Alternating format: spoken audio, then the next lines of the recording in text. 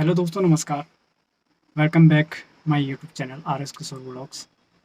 दोस्तों, आज जो वीडियो बनाने का जो पर्पज़ है वो डेली व्लॉग की तरह है और कुछ अलग सा इसमें ऐड करने की कोशिश मैं कर रहा हूँ, क्योंकि आजकल जो है मैं घर पे हूँ। आप लोग भी सोच रहे होंगे कि घर पे क्या कर रहे हैं, क्या कर रहा है और घर पे क्यों है। तो बहुत से लोगों से मैसेज भी आ रहे हैं कि घर पे क्या कर रहे हो, जॉब क्या हुआ, कैसा हुआ, क्यों छोड़ा, छोड़ दिया, नहीं छोड़ा, क्या चल रहा है। तो दोस्तों, बात ऐसी है कि रिलायंस जो है, जहाँ पे मैं जॉब करता था, बाकी सब 2 साल वहाँ पे मैंने जॉब किया। वहाँ से मैंने रिज़ाइन कर दिया था और कुछ कारण था। पहला कारण तो ये था कि ग्रोथ नहीं मिल पा रही थी वहाँ पे। तो 2 साल से हम एक ही सैलरी पैकेज में काम कर रहे थे वहाँ पे। तो मुझे ग्रोथ चाहिए थी। अपनी फैमिली बैकग्राउंड ऐसा है कि अपने फैमिली बैकग्राउंड को खुद ही देखना पड़ता है। तो उस वजह से सैलरी पैकेज से कुछ नहीं बन पा रहा था। तो उसी बीच मुझे रुद्रपुर से एक कॉल आता है। ये सैलरी पैकेज वहाँ पे ठीक था और वहाँ पे काम था। तो वहाँ पे एज अ सुपरवाइज़र की वैकेंसी थी। वहाँ पर एक कंपनी थी यूनिमैक्स करके, जहाँ पर एल्यूमीनियम के प्रोडक्ट वहाँ पर बनते थे, जो बिल्डिंगें बनाती है, शटरिंग का सामान वहाँ पे बनता है।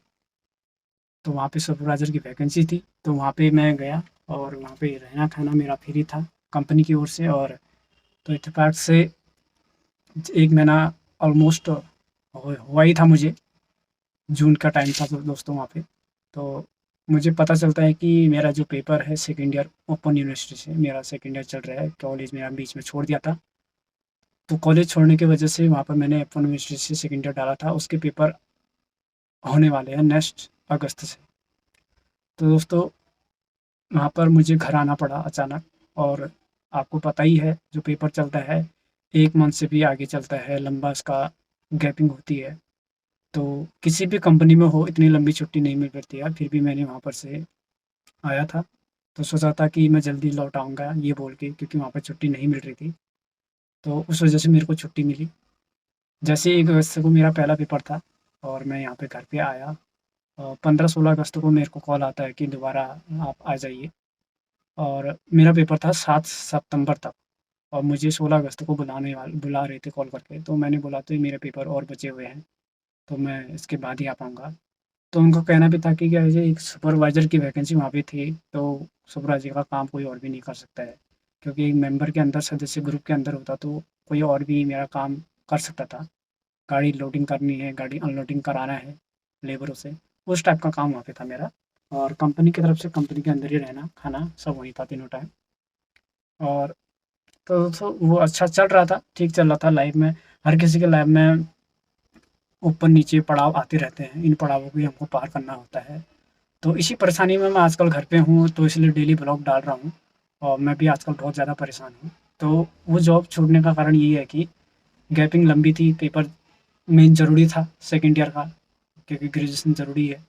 और आगे को ग्रेजुएशन की प्राइवेट सेक्टर में अगर आपको जॉब करना है, आगे बढ़ना है, ग्रोथ चाहिए, तो ग्रेजुएशन होना भी बहुत ज़रूरी है। इंटर पास, हाई स्कूल पास तो आपको बहुत से लोग मिल जाएँगे।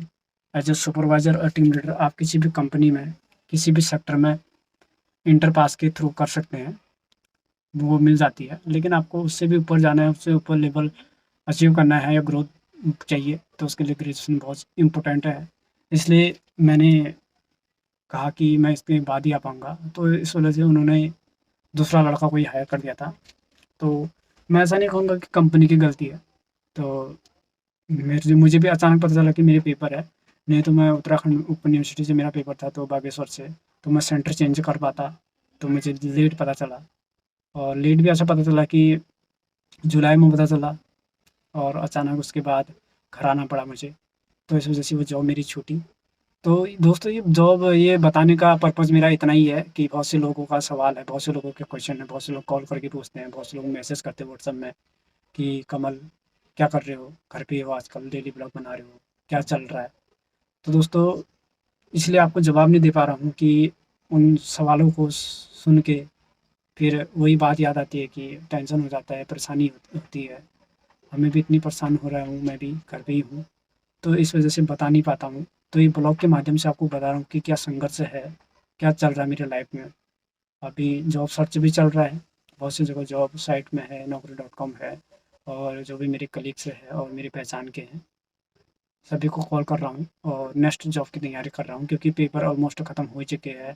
आपको पता है अक्टूबर, आज 2 अक्टूबर है और सितंबर 7 सितंबर को मेरे पेपर ख़त्म हो गए थे। तो इतनी जल्दी आसानी से दूसरी जगह भी कहीं भी जॉब नहीं मिलती है। तो मुझे पहले तो ये बताने का मन नहीं कर रहा था इस ब्लॉग में। मेरा भी किसी दोस्तों ने बताया कि इस टाइप की तुम बना सकते हो, डाल सकते हो। बहुत से लोग आजकल तुम्हें पूछ रहे हैं, परेशान कर रहे हैं।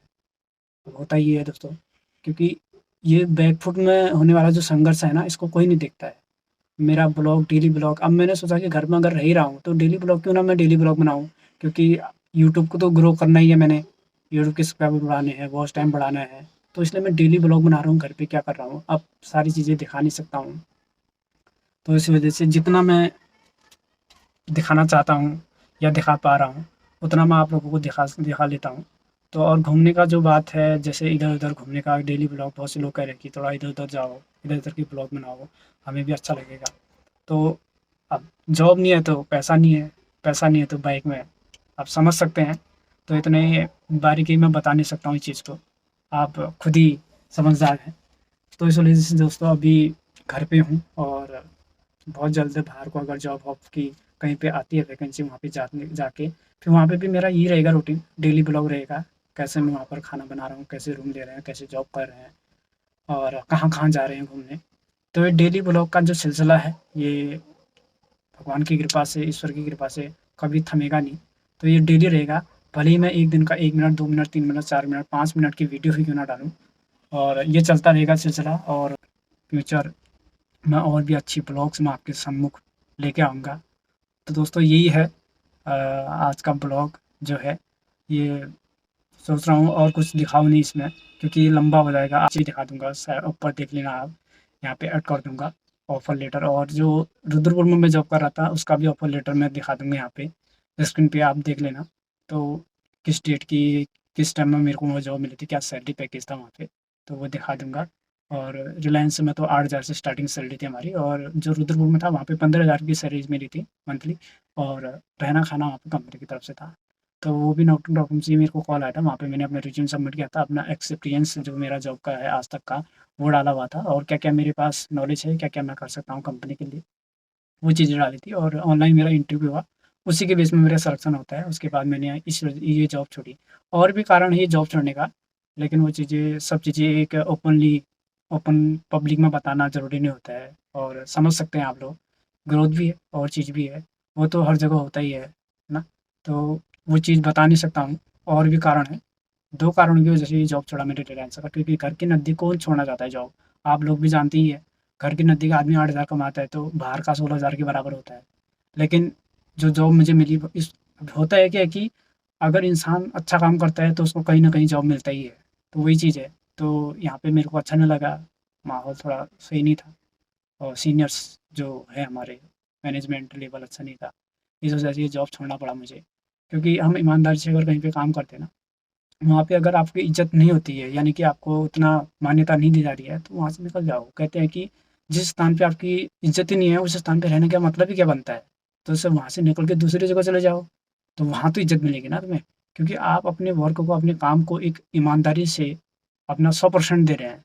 तो ऊपर से आपको क्या कहते हैं, गलत बताया जाता है, तो मन नहीं करता वहाँ पे, अ, हट जाता है, क्योंकि यार देश है, इतनी करोड़ों कंपनियां हैं, कहीं ना कहीं तो मिलेगी जॉब। 8,000 की स्टार्टिंग जॉब आपको हर जगह मिल जाएगी, लेकिन ग्रोथ कब तक नहीं चाहिए तुम्हें? ग्रोथ तो चाहिए, बिना ग्रोथ का कुछ नहीं है आज के समय में।